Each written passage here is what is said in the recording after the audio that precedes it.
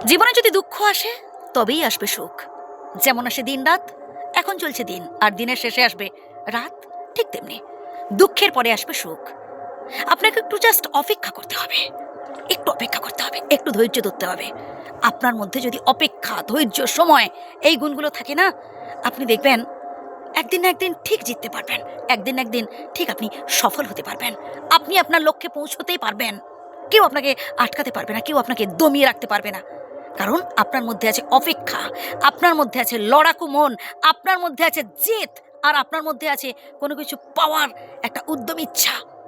ধৈর্য ধরুন ভাই, ধৈর্য ধরুন, সৎ পথে থাকার চেষ্টা করুন। কারোর সাথে কখনো অন্যায় করবেন না, আর অন্যায় দেখে মুখ বুজে সহ্য করবেন না। আপনি যদি অন্যায় সহ্য করেন, দুদিন বাদে দেখবেন ওই মানুষটি আপনার সাথে অন্যায় করছে। আপনি হয়তো ভাবছেন, আরে ও তো আমার সাথে অন্যায় করছে, আমি কেন বলতে যাব? ও তো অন্য কারোর সাথে অন্যায় কাজ করছে, করুক গে, আমি কেন বলতে যাব? আনুক, আমি কেন বলে ওর কাছে খারাপ হবো?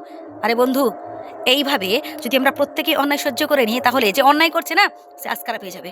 সে অন্যায় করতে করতে করতে করতে এমন একটা জায়গায় পৌঁছে যাবে, সবার সাথে সে খারাপ আচরণ করবে, সবার সাথে সে অন্যায় কাজ করবে।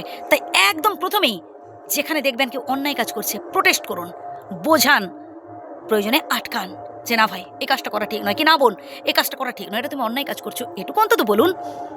কারোর ভয়ে কখনো অন্যায়কে সাপোর্ট করবেন না। অন্যায় যে করে আর অন্যায় যে সহে, তব ঘৃণা তারে যেন তৃণ সমদহে। হ্যাঁ ভাই, অন্যায় যে করে আর অন্যায় যে সহে, দুজনেই কিন্তু সমান দোষী, দুজনেই কিন্তু সমান দোষী। কারণ আপনার আশকারাতে আরেকজন অন্যায় কাজ বেশি করে করবে। আমি যদি কাউকে আশকারা দিই, আমি যদি দেখেও চুপচাপ থাকি যে অন্যায় কাজ করছে, আমি যদি মুখ মুখ বুঝে সহ্য করে নিই, তাহলে সেই মানুষটা তো আরও বেশি করে অন্যায় কাজ করবে। সে ভাববে না আমাকে তো কেউ কিছু বলছে না, আমি তাহলে আরও বেশি করে করি। হ্যাঁ, সে তো যদি বাড়ির লোকও কেউ অন্যায় করে, অবশ্যই প্রোটেস্ট করুন। বাড়ির ছেলেমেয়েও যদি করে, তাকে প্রোটেস্ট করুন, তাকে বোঝান, প্রয়োজনে শাসন করুন যে না, এই কাজটা করা ঠিক নয়। কারণ আমাদের আশকারাতে, আমাদের এই সহ্য করে নেওয়াতে, আমাদের এই সাপোর্টে সেই মানুষটা কিন্তু আরও বেশি করে অন্যায় কাজ করবে। আর পরবর্তীকালে যখন অনেক বড় অন্যায় করবে, তখন কি করবেন? আর যদি আপনার সাথেই সেই অন্যায়টা করে, তখন কি করবেন? তাই না? তাই একদম প্রথমেই যেখানে অন্যায় দেখবেন, যে অন্যায় করছে দেখবেন, তাকে বাধা দেওয়ার চেষ্টা করুন। আর সবসময় সৎ পথে কিছু উপার্জনের চেষ্টা করুন। দেখুন, সৎ পথে চলতে গেলে অনেক বাধা বিপত্তি আসবে। বিধাতা অনেক কষ্ট দেবেন, আমাদের পরীক্ষা করেন যে দেখি তো সহ্য করতে পারে কিনা।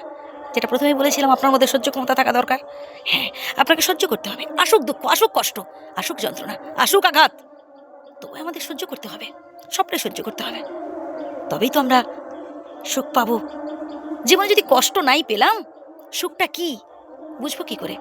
সুখের যে তাৎপর্য, সেটাই বুঝবো কি করে যদি সারা জীবন সুখ সুখ আর সুখ থাকে? দুঃখটাকে মেনে নিন, দুঃখটাকে আনন্দের সহিত গ্রহণ করুন, তাহলেই দেখবেন সুখ কি বুঝতে পারবেন।